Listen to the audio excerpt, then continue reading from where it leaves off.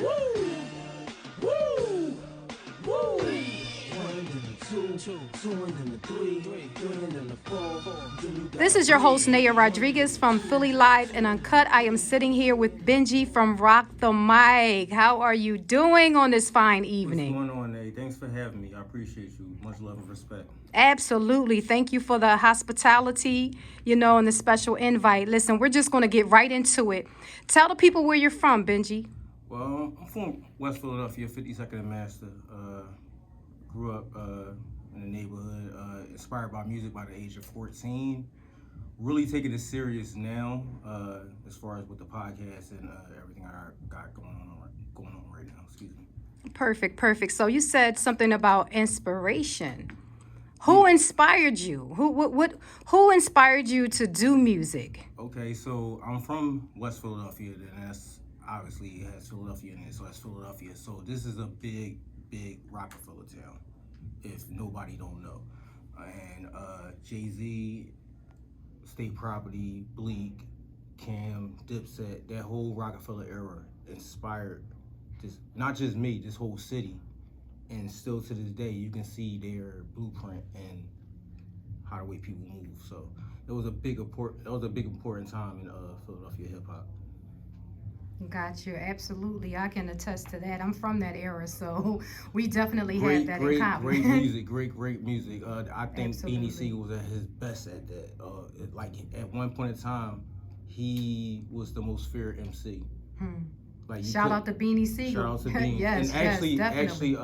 And he still is. He still is. Actually, March Absolutely. 8th, live at the Met. March 8th, they're celebrating Beanie Siegel's 25th anniversary, with along with his birthday, but 25th anniversary of him signing with Rockefeller Records.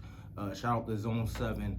They throwing an event. The good dudes. I just had a meeting with them, and it went great. They're good dudes, good energy, and it's going to be a movie. So get your tickets now on Live Nation, March 8th at the Met. Got you. Now, let's talk about that era because Let's talk about it.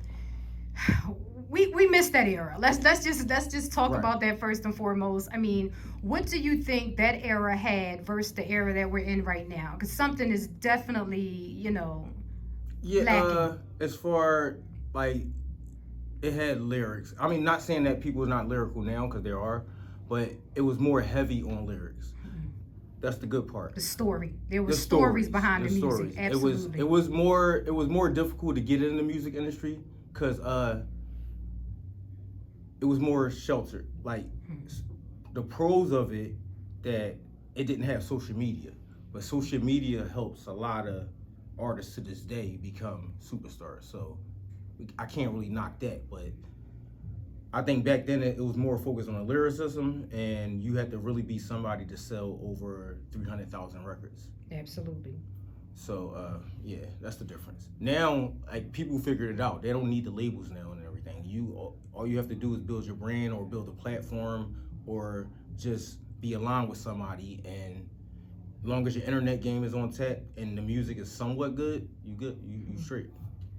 So would you say that that's a benefit to the music business that's somewhat good? No, because it's good for right now, but it's not good for the future. Absolutely. So Because we expect longevity. exactly. You So know. sometimes nowadays, well, when take it back to that era when artists was coming out, they'll drop at least more than 4 albums. Nowadays, artist won't make it past the second album. He won't even get an album. He'll get a single deal. He'll get like 2 or 3 singles, and he or she gets 2 or 3 singles, and they out of there. Got you. So what would you attribute that to? The fact that, we come from an era where they would drop 4 albums versus, maybe 1 album and that's it. Artist development. There's no more artist development now. Now, if you, all right, so you can get a microphone, computer, interface, and download Pro Tools or Logic in your bedroom. Come up with a catchy enough song, and they can do what they do on Instagram or TikTok. You're officially in the music business. So usually there was an A&R or a mentor that mold you into being the superstar that you're supposed to be. it's still A&Rs and everything, but now the A&R is more focused of hanging out with the artist more than nurturing the artist and saying, you know. Talk heavy. I just had to interject for a moment because I do the artist and repertoire myself. Right. And some of the conversations that you have to have with artists, that's a different topic. I'm gonna leave that right there. But you know, it's very important that if the intention of the artist is to get longevity out of his or her career, that they go through artist development. That's very, very important. You know, that's just like someone who's, well, you have your own brand, you have your line right there, Rock the Mic, so you can certainly understand what I'm about to say. So you don't go into your business blindly. You have a team of individuals who can advise you along the way, make suggestions along the way. You know, without that, you set yourself up for failure. I agree. So if you're wanting longevity out of your career and or your business, then at some point you're going to have to consult someone who is more knowledgeable than yourself. And somebody that has the connections that you don't have. Absolutely. 'Cause a lot of now the artists figure it out today, but now the artist wants to do everything. If you just focus on your art and you have a trusted person, some like referring back to Rockefeller, every Jay-Z, every aspiring Jay-Z needs a Damon Dash. So if every aspiring Notorious B.I.G. needs a Puff. Every aspiring, to bring it in today's time, every aspiring Lil Wayne needs a Baby. Depending, I don't know about their business and everything and owing money and all that. I don't care about that. Understood. I'm just saying the perception.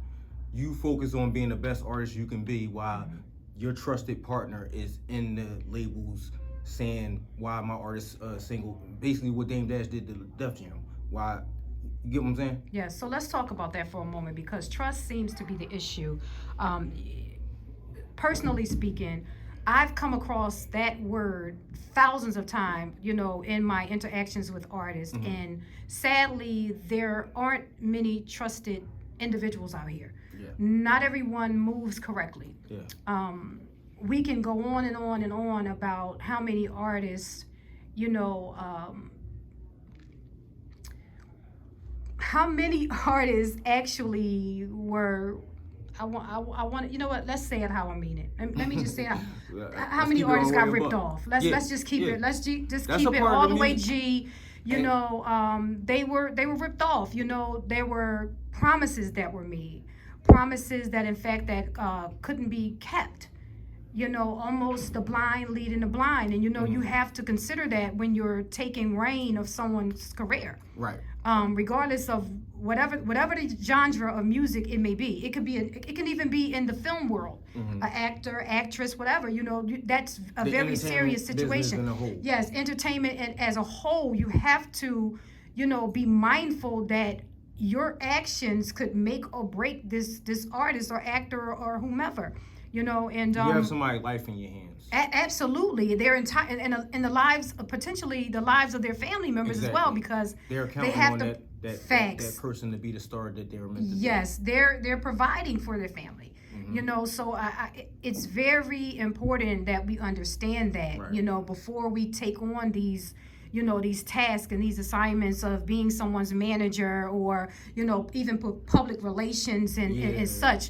You have to be careful. You and I were having that discussion as we were coming up the elevator. Absolutely. You know, whatever it is that you do in life, you have to really hone in on it. I agree. If this is something that you're not serious about, then don't bring others into it. Exactly. You know, if you're not gonna do it right, then don't do it at all. Don't do it at all. Or go big or go home. Or don't waste a person's time that's serious about this. Absolutely. What I'm doing, I'm taking control of my life. I've never been so much free as I am right now. Absolutely. And I'm not talking about free like I'm not a jailbird. I didn't just come home. I understand what you mean. When you're doing things on your own, you're free. I'm finally doing something for me.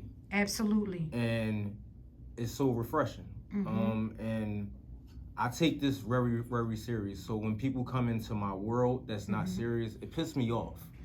like I'm a respectful guy, so I'm not gonna disrespect you as a woman or a man, Gotcha. whoever you identify as. I'm not gonna Absolutely. disrespect you as that. But if you waste my time and you reached out to me to do business or collab or do anything like promote whatever, and you're not serious and you're not giving it the 110% I'm giving it, why are you wasting my time? Yeah, it then becomes a waste of time. And Benji, not for nothing, these are the conversations that I have, because I have a lot of artists who reach out to me, and they've been proven to be a great group of gentlemen, as well as some females, and we just have to do better, by artists. Right. I'm just gonna say it like I mean it. We have to stop jerking these artists out of the credit that they deserve, the money that they deserve, and just get real about it. It's a 50-50 partnership. Yes, but also, absolutely. Also, artists have to take accountability in their own hands. Also, Absolutely. We not here for the laziness. We're not your parent.